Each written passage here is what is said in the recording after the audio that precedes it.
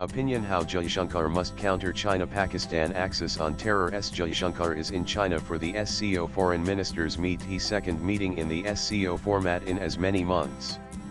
Last time out, it was Defence Minister Rajnath Singh, who refused to sign a joint statement on counter-terrorism, which failed to mention Pahalgam but had conveniently included the independent struggle in Balochistan, a pain point for Pakistan. The refusal brought out India's resistance. It is not going to be bullied into signing or accepting narratives. And just like Singh's refusal and Prime Minister Narendra Modi taking the fight to China under the BRICS banner in Brazil, Jaishankar would be expected to resist and carve out the agenda for India. What we have seen from the foreign minister does fill us with great promise. He has had no issues shutting down unscrupulous criticism, and with great gusto. In May this year, at the Arctic Circle India Forum, during an interaction with former Icelandic President Åge Rasmussen and the head of the ORF, Jaishankar took a swipe at European nations, saying India is looking for partners, not preachers. There are other examples as well, but we can surely move beyond them. The precedent in Qingdao: to understand the challenge that awaits Jaishankar, one must first dissect the significance of the Qingdao summit. India's refusal to sign the joint communiqué copyright was a calculated disruption of a coordinated China-Pakistan strategic objective designed to diplomatically corner India. The draft statement was a textbook example of Chinese manipulation, meticulously engineered not to combat terrorism, but to protect its all-weather ally Pakistan, while simultaneously attempting to implicate India in regional instability. In response, India did not just abstain. The defense minister delivered what amounted to a charge sheet at point-blank range.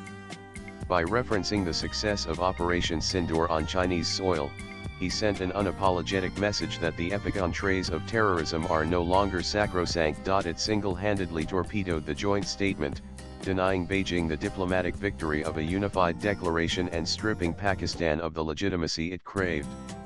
More profoundly, it held a giant mirror up to the SCO, exposing the fundamental fracture at its core: India's zero-tolerance policy on one side, and the cynical China-Pakistan axis of convenience on the other. It transformed a position of potential isolation into a projection of solitary strength and moral clarity.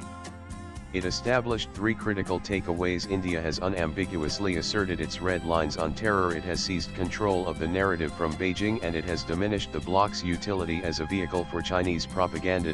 China covering its footprints. Jaishankar's challenge is compounded by the fact that China's role transcends from diplomatic cover to complicity. An increasing body of evidence points to Beijing's active technological enablement of militancy in Kashmir. This moves the issue from the realm of political shielding to one of material complicity, a charge that India must now press with conviction. Militants in Kashmir are increasingly being found with sophisticated, military-grade Chinese hardware, including Huawei satellite phones and GPS devices, as was reportedly the case in the Pahalgam attack. The pipeline is being facilitated through porous channels within Pakistan's military intelligence apparatus and is directly enhancing the operational capabilities of terror proxies. It creates a multilayered challenge for Indian security. The CPEC has been used to build a digital scaffold, with telecom towers operated by China Mobile subsidiary, Zone, providing coverage across Pakistan-occupied Kashmir and deep into Indian territory.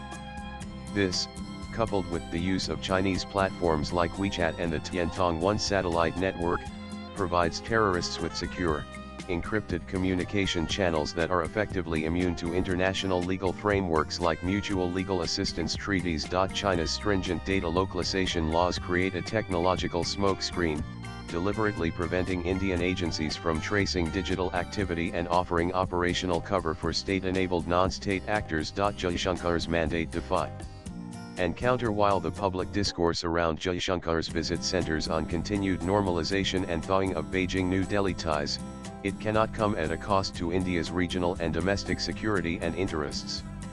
Jaishankar's core mandate, therefore, is far more adversarial. He must build on the foundation of principled defiance laid in Qingdao and translate it into sustained, strategic counter-pressure.